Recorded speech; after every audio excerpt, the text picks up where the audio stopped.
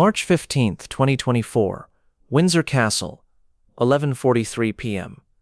The sound of William's fist hitting the mahogany table echoed through the state drawing room like a gunshot.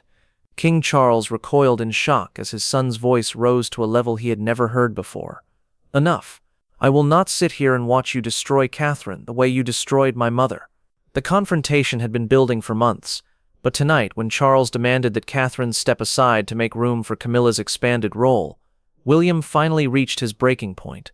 What happened next would split the royal family into warring camps and force William to make a choice that would define the monarchy's future: his father's crown or his wife's dignity. But the most shocking part wasn't William's defiance. It was what he threatened to do if Charles didn't back down. The build-up to war. January 2024. The pressure campaign begins. The conflict between William and Charles had been simmering since Elizabeth's death, but it exploded into the open when Charles began systematically trying to diminish Catherine's role in favor of elevating Camilla. "William," Charles said during a private meeting at Clarence House in January, "your grandmother's will was excessive in its treatment of Camilla. As king, I need to restore some balance." William's response was immediate and cold. "Balance? You mean you want to undo the Queen's final wishes to make your wife happy? I mean, I want to ensure the Queen Consort can fulfill her constitutional role without interference. Her constitutional role doesn't include undermining Catherine's work or trying to claim credit for my mother's charitable legacy." Charles shifted uncomfortably. He knew William was referring to Camilla's recent attempts to insert herself into several of Catherine's patronages, particularly those connected to Diana's memory. "William, Camilla has every right to expand her charitable work. She has no right to Diana's charities, and she has no right to try to push Catherine aside." The conversation ended in stalemate, but Charles was determined to assert his authority. Over the following weeks, he began what palace insiders called the pressure campaign, a systematic effort to reduce Catherine's prominence while elevating Camilla's profile. Don't miss this shocking revelation: what Charles did that crossed the line. The humiliation campaign. February 2024. Charles's strategic cruelty. Charles's campaign against Catherine was subtle but devastating. It began with seemingly minor changes: invitations addressed only to William instead of the couple, Catherine's name removed from certain programs, her speaking engagements quietly reassigned to Camilla. But the real blow came when Charles announced that Camilla would be taking over as patron of several children's charities that Catherine had nurtured for years. "These organizations need the authority that comes with being Queen Consort," Charles explained to his advisors. "Catherine can find other causes to support." When Catherine learned about the changes, she was devastated. These weren't just charitable positions to her. They were her life's work, causes she had built from the ground up. "William," she said that evening, tears in her eyes, "he's taking everything I've worked for and giving it to her." "He can't do this," William replied, his jaw tight with anger. "He's the king, he can do whatever he wants." William made a phone call that would escalate the conflict to a new level. "Father," he said when Charles answered, "we need to talk, tonight." But Charles wasn't finished. His next move would push William over the edge completely. The final straw. March 10, 2024. The Diana Foundation betrayal. Charles's most devastating attack came when he announced that Camilla would be taking over the Diana Foundation, the charitable organization that preserved and continued Diana's humanitarian work. "This is a natural evolution," Charles told the press. "The Queen Consort, bringing together all royal charitable efforts under unified leadership." For William, this wasn't just an administrative change, it was the desecration of his mother's memory. He called Charles immediately. "How dare you give her Diana's foundation? William, you're being emotional. This is about efficiency. This is about erasing my mother and replacing her with your mistress. Camilla is my wife and your queen. She will never be my queen, and she will never ever touch my mother's legacy." Charles's response revealed his true motivations. "William, your mother has been dead for 27 years. It's time this family moved on. Moved on. You want us to forget her so you can pretend your affair never destroyed our family? Your mother was difficult, William. History has romanticized her, but she was unstable, manipulative." William hung up. The war had begun. You won't believe what William did next. The declaration of war. March 11, 2024. William's nuclear response. William's response to Charles's attack on Diana's memory was swift and devastating. Without consulting anyone in the royal hierarchy, he issued his own press statement. The Prince of Wales categorically rejects any attempt to transfer patronage of the Diana Foundation away from its current leadership. Princess Diana's charitable legacy will remain under the protection of those who knew her, loved her, and understand her vision. The The statement was a direct challenge to Charles's authority as king, and it sent shockwaves through the royal establishment. But William wasn't finished. That afternoon, he and Catherine made an unannounced visit to the Diana Foundation headquarters, where they met with staff and reaffirmed their commitment to protecting Diana's work. "My mother created this foundation to help people who couldn't help themselves," William told the assembled team. "No one, and I mean no one, will be allowed to change that mission or use her memory for political purposes." The message was clear. William was prepared to go to war to protect both Catherine's role and Diana's legacy. Charles's reaction was immediate. He summoned William to Windsor Castle for what would become the most explosive confrontation in modern royal history. The confrontation, March 15, 2024, 9:30 p.m., the night that changed everything. The meeting at Windsor Castle was supposed to be a private discussion between father and son. Instead, it became a declaration of independence that would reshape the monarchy forever. "William," Charles began, his voice tight with anger, "your behavior this week has been unacceptable. You cannot publicly contradict the king's decisions." "I can when those decisions are wrong," William replied calmly. "I am your father and your king, and I am Diana's son. I will not let you erase her to make room for Camilla." Charles stood up, his composure cracking. "This obsession with your mother is unhealthy, William. Diana is gone. Camilla is here, and she deserves respect. Respect is earned, father. Camilla destroyed our family. She doesn't get to profit from the wreckage. She is the queen consort. She's the other woman who finally got what she wanted, but she'll never get my mother's foundation, and she'll never get Catherine's charities." Charles played his final card. "If you continue this rebellion, I'll have no choice but to strip you and Catherine of your titles and patronages." William's response was deadly quiet. "Try it." "What did you say?" "I said try it, father. Strip our titles, take our patronages. See what happens when you declare war on the two most popular members of this family." Charles realized he had pushed too far, but it was too late to back down. "William, you're forcing me to choose between my son and my wife." William stood up, his voice rising for the first time. "No, father. You already made that choice in 1981, when you married my mother while you were in love with Camilla. You made it again in 1997 when your affair drove Diana to her death. And you're making it again now by trying to erase her memory. That's enough." "No, it's not enough." William slammed his hand on the table. "Enough is when you stop trying to rewrite history. Enough is when you stop punishing Catherine for having the grace and dignity Camilla never possessed. Enough is when you remember that you're supposed to be protecting this family, not tearing it apart." The room fell silent except for William's heavy breathing. "Don't miss this explosive ultimatum." The ultimatum. William's voice dropped to a whisper, but his words carried the force of thunder. "Father, here are my terms. Catherine keeps all her current patronages. The Diana Foundation remains independent, and Camilla stays away from anything connected to my mother's memory. And if I refuse," William's next words would change everything, "then Catherine and I will step back from royal duties entirely. We'll move to Canada or Australia, take the children, and you can explain to the country why the future king and the most beloved royal abandoned Britain." Charles went pale. "You wouldn't dare. Try me. The only reason this monarchy survives is because people believe it represents something noble.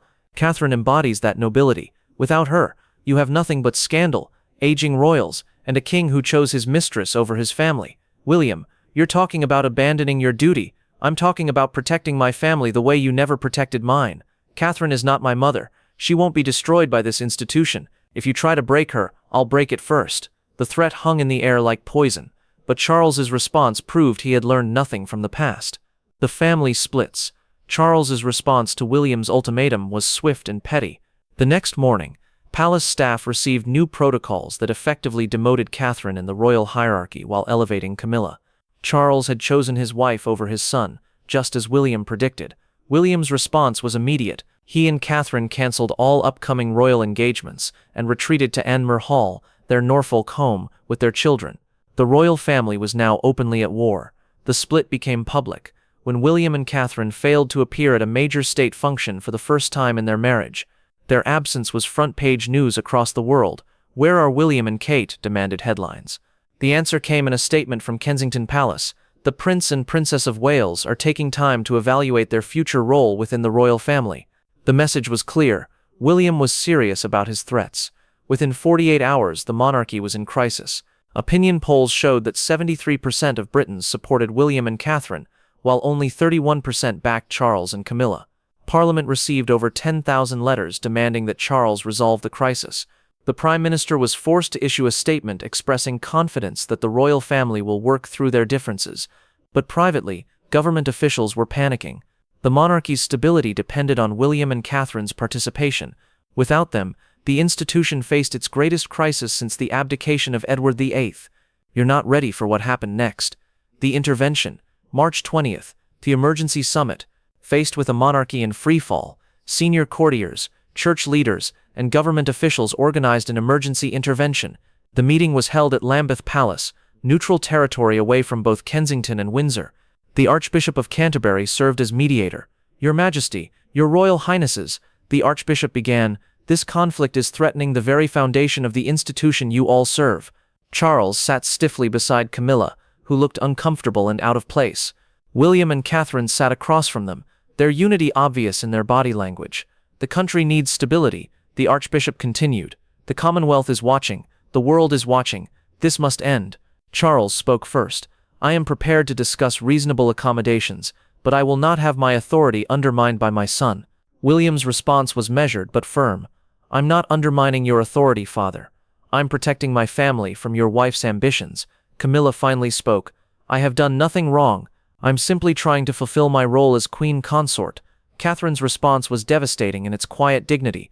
"Your role as Queen Consort doesn't include dismantling everything I've built or claiming credit for Diana's legacy."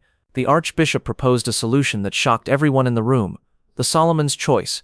I propose," the Archbishop said carefully, "that we formalize the division of responsibilities that already exists informally." He outlined a plan that would essentially create two parallel royal courts. Charles and Camilla would handle traditional state functions and ceremonial duties. William and Catherine would lead all charitable work and public engagement. "This allows both couples to serve the nation without conflict," the Archbishop explained. But the plan came with a crucial condition. However, this arrangement can only work if all parties agree to respect each other's spheres of influence.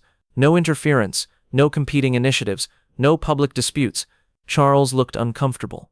The plan essentially relegated him and Camilla to ceremonial roles, while giving William and Catherine the meaningful work that generated public affection. "This is unprecedented," Charles said. "So is a civil war within the royal family," the Archbishop replied. William and Catherine exchanged glances. The plan gave them everything they wanted: autonomy, protection for Diana's legacy, and freedom from Camilla's interference. "We accept," William said. All eyes turned to Charles. His choice would determine the monarchy's future. The king's surrender. Charles realized he had no choice. Public opinion was overwhelmingly against him. Parliament was growing restless. The Commonwealth was questioning his leadership. "Very well," he said quietly. "I accept these terms."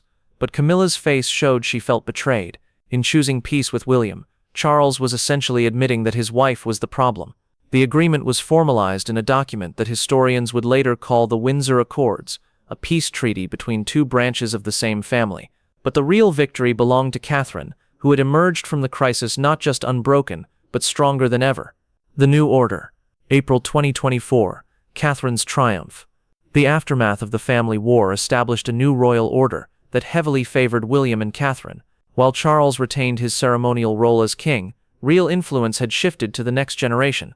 William and Catherine's popularity soared while Charles and Camilla's public support continued to decline. Catherine's charitable work expanded dramatically, with new organizations seeking her patronage daily. The Diana Foundation remained firmly under her protection, and several of Camilla's attempted power grabs were quietly reversed. Most importantly, the crisis had proven that William would do anything to protect his wife, including challenging his father's crown. "They underestimated him," one royal correspondent observed. "They thought he would choose duty over love, like his father did. Instead, he chose love over everything." Catherine's strength during the crisis had also impressed even her critics. She had never raised her voice, never lost her composure, never stooped to Camilla's level. Her dignity under pressure had been absolute.